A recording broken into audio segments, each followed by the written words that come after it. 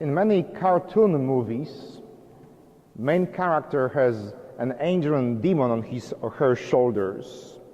I'm sure you have seen pictures like that when the angel tells the main character, do what is good. And the demon on the other shoulder tells them, go to hell if you want to. Do what pleases you. People are evil and you should be evil too. Something similar is happening and did happen to us as a society many times in the past. In the 1920s and 30s, Sister Faustina Kowalska had revelations of Jesus who was introducing himself to her as divine mercy. This was a different kind of revelations in the Catholic Church. Until now, most of the times when Mary was speaking to children usually, she was warning people of incoming doom and disasters, and if they don't behave, they will all end up in hell. This was good old fire and brimstone theology. But with the messages of Sister Faustina, the mood has changed. All of a sudden, Jesus and God is portrayed in her revelations as boundless mercy. Jesus reminds Sister Faustina that no matter how evil you are, God's mercy is always and everywhere available to you at a whim. That God's mercy knows no conditions, and God's mercy knows no boundaries. And so it is not surprising that the church initially tried to suppress these revelations.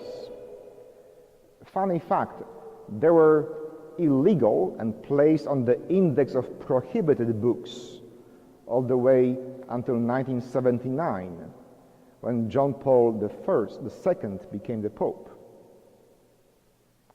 At the very same time when Sister Faustina was conveying the message of God's mercy,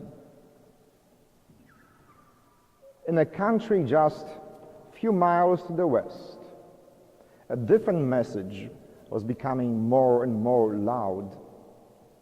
Hitler and his Nazi party, at the very same time in neighboring Germany, were growing power. And the message of Hitler and the Nazi party was drastically different from the message of Sister Faustina and divine mercy.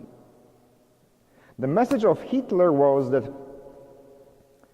people who are different from you are evil and dangerous, that you should be afraid of the Jews and the Gypsies and anybody else who is different from you. Hitler, unlike Faustina, was promoting division, fear, and prejudice. The message of Faustina speaks of peace and forgiveness and unconditional mercy, while at this very same time in the West, the Nazi party is growing by spreading fear, division, and prejudice. It's almost as if the 20th century had an angel and demon on its shoulders. On one hand, we have the angel of divine mercy reminding us of God's love and peace. On the other hand, we have the demon of Hitler and Nazism trying to scare the hell out of us, trying to divide us, and thus conquer the souls of Europe. Unfortunately, we know how listening to the demon ended.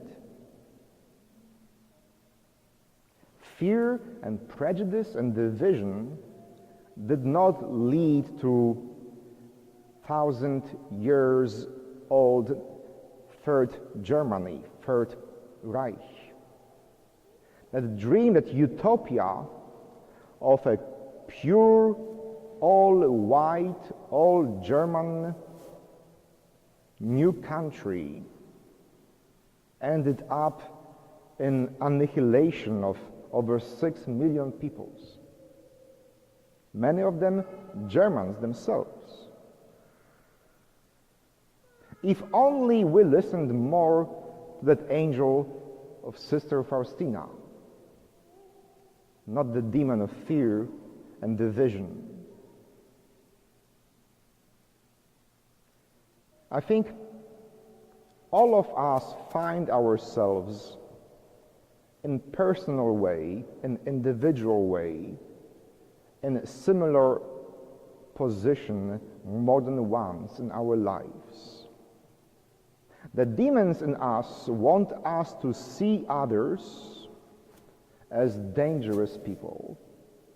The demons in us want us to be afraid. The demons in us want us to see evil, misery, and disaster all around us. The demons in us do not let us be happy because happy is dangerous. Now, the angels on the other shoulder that we all have try to convince us that people are good by nature, that God's love is more powerful than the power of sin and hatred. Our angels try to make us optimists because at the end, divine mercy can and will make us all better. And so we struggle in this never-ending battle between our inner demons and angels.